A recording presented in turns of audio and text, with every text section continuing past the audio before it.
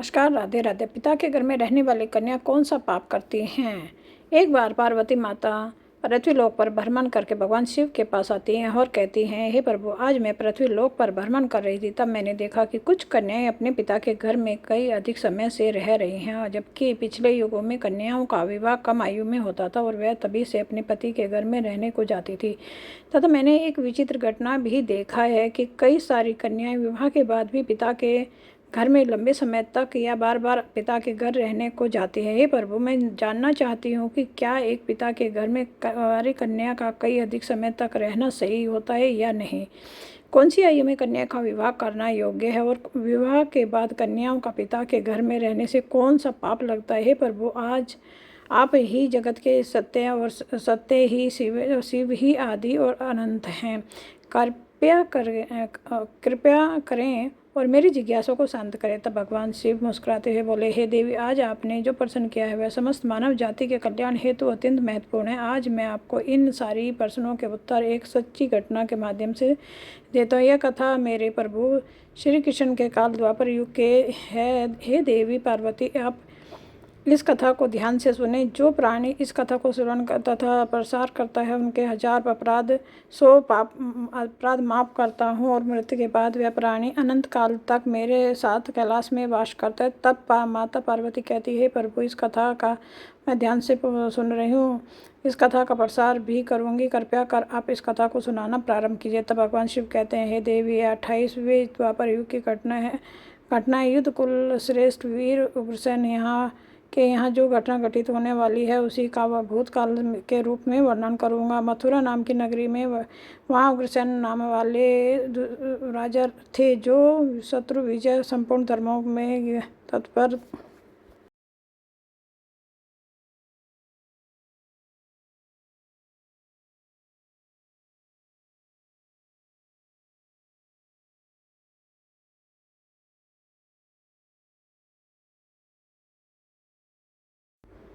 राजा उग्रसेन धर्मपूर्वक राज्य का संचालन और प्रजा का पालन करते थे। उन्हें दिनों में परम पवित्र विदर्भ देश में सत्यकेतु नाम के प्रसिद्ध एक महापराक्रमी राजा थे। उनकी पुत्री का नाम, जिसका नाम मायावती था, वह धर्मपरायण आचरण करने वाली, अति सुंदर, गुणवान, चित्रवान होने के कारण दूसरे लक्ष्मी के समान मथुरा के राजा उग्रसेन ने उस सुंदर नेत्रों वाली मायावती को विवाह किया। उसके स्नेह और प्रेम से मथुरा नरेश मुग्ध हो गए। मायावती को वे अपने प्राणों से भी ज़्यादा प्यार करने लगे। उन्होंने साथ में बिना भोजन तक नहीं करते थे। वह उनके साथ क्रीड़ा विलास के राजा का समय बीतने लगा। भगवान शिव कहते हैं कि हे देवी मायावती, उस बिना उन्हें एक क्षण भी चैन से नहीं पड़ता था। इस प्रकार से आने वाले दिनों में उन दोनों पति पत्नी में प्रेम बढ़ने लगा। कुछ समय के बाद विदर्भ नरेश सत्यकेतु ने अपनी पुत्री मायावती को याद किया और उसकी माँ भी उसको देखना चाहती थी, परंतु वह दुखी थे क्योंकि बेटी का हालचाल जानने हेतु मथुरा नरेश उग्रसेन उनके पास दूत भेजा। वहाँ दूतों ने जाकर आदरपूर्वक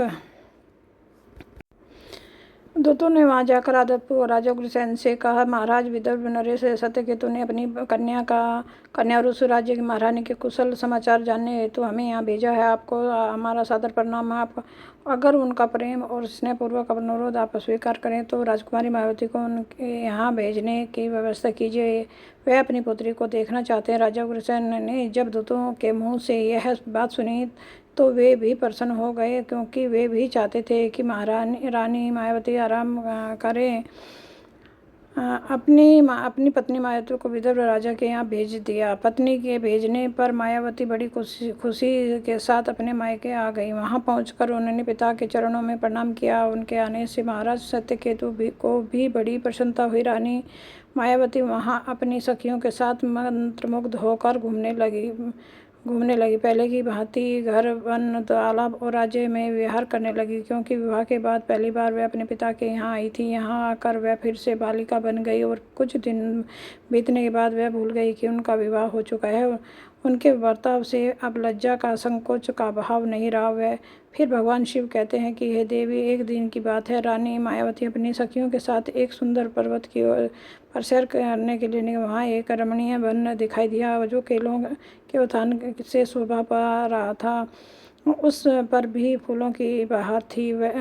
तब राजकुमारी मायावती ने देखा कि एक और ऐसा रमणीय पर्वत, दूसरी ओर सुंदर वन और बीच में स्वच्छ जल से भरा सर्वतोभद्र नामक तालाब। एक छोटी बालिका की तरह वह अपनी सखियों के साथ खेलने लगी। तभी वे सभी इस संसार को भूलकर खेल कूद में मगन होकर पूरी तरह से डूब गई। फिर वे तालाब में उतर गई और हंसती गाती हुई जल क्रीड़ा करने लगी। उसी समय कुबेर का सेवक गोभिल नाम का एक दैत्य दिव्य विमान में बैठकर आकाश से कहीं जा रहा था। तभी उसी समय तालाब के ऊपर आने पर उसकी दृष्टि मनमोहन दृश्य विदर्भ की राजकुमारी मायावती पर पड़ी, तो निर्भय होकर स्नान कर रही थी।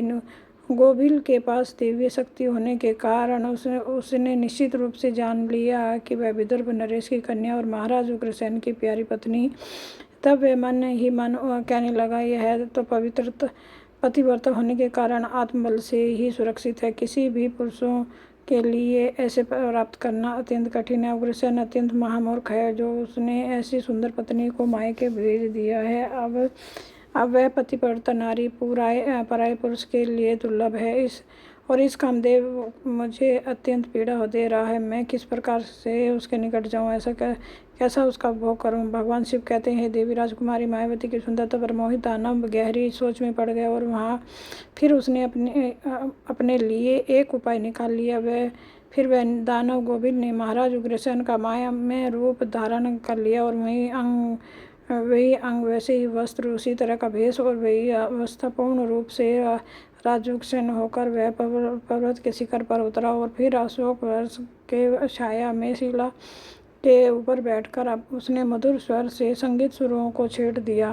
वह गीत संपूर्ण विश्व को मोहित करने वाला था। लाल लय और उत्तम स्वर से युक्त उस मधुर गीत को सखियों के मध्य में बैठी हुई सुंदरी मायावती ने भी सुना और वह सोचने लगी, ऐसा मनमोहक गौन गायक यह गीत गा रहा है। राजकुमारी मायावती के मन में उसे देखने की तीव्र इच्छा हुई। उसने सखियों के साथ जाकर देखा, तब अशोक की छाया में सुंदर प्रतापी बैठा हुआ कोई पुरुष गा रहा था। वह महाराज उग्रसेन जैसा दिखाई पड़ता है। भगवान शिव कहते हैं, हे देवी, वास्तव में तो वह राजा के भेष में नीच दानव गोभिल ही था। राजकुमारी मायावती विचार करने लगी कि मेरे स्वामी मथुरा नरेश अपना राज्य छोड़कर इतनी दूर कब और कैसे चले आए।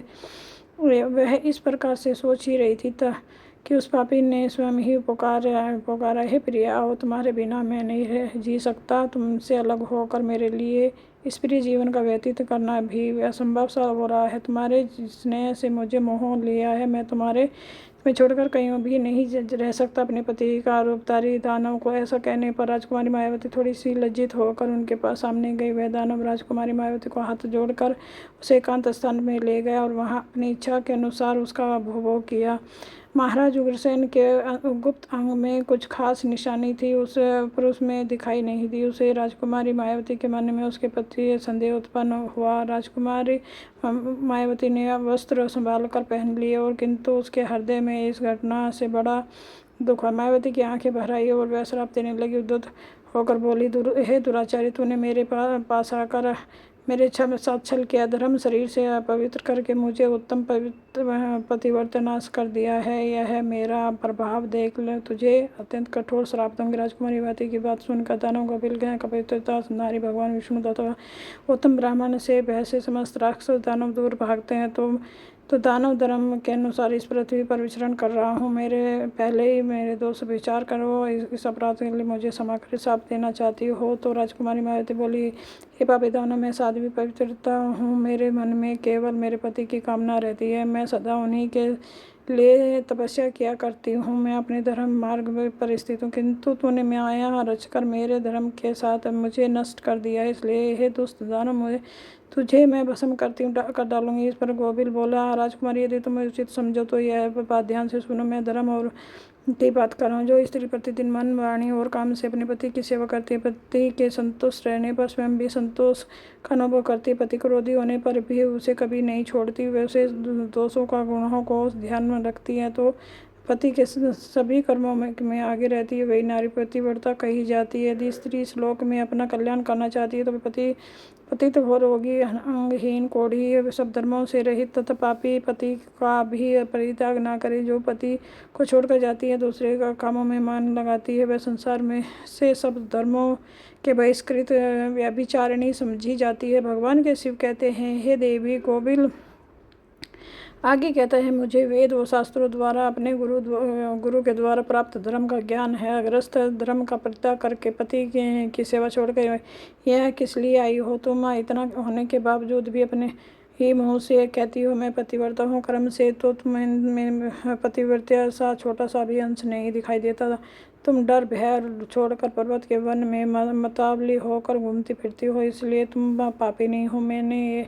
मैंने यह महान दंड कर दिया, तुम्हें सीधे राह पर लाया हूँ। अब तुमसे दुष्टात नहीं हो सकती। बताओ, पति को छोड़कर किस लिए यहाँ आई हो? यह श्रृंगार या भूषण तथा सुंदर वेशभूषा धारण करके क्यों खड़ी हो? पापिनी बोलो ना, किस लिए और किसके लिए यह सब किया? हाँ, तुम्हारा पतिव्रत मेरे सामने व्यभिचारिणी स्त्री के समान बर्ताव करने वाली है। तुम इस समय अपने पति से 400 कोस दूर कहाँ हो? या तुम्हें पति को देवता मानने का भाव पापिनी कहीं भी है कि लज्जा नहीं आती? तुम्हें तो क्या मैं तुम बर्ताव घृणा होती है? तुम क्या मेरे सामने बोलती हो? कहाँ तुम्हारा तपस्या प्रभाव, तो कहाँ तुम्हारा तेज और बल?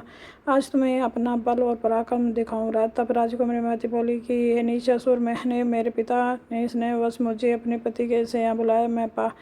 इसमें क्या पाप है? काम क्रोध मोह लाभ वश पति को छोड़कर नहीं आई हूँ। यहाँ मैं पति के चिंतन करती रहती हूँ। तुमने भी छल से मेरे पति का रूप धारण कर मुझे धोखा दिया है। तो गोविल दानव ने मायावती मेरा युक्ति युक्त अंधे तुम धर्म रूपी तुम्हारे पति इतनी दूर कभी नहीं आ सकते, फिर भी तुमने मेरे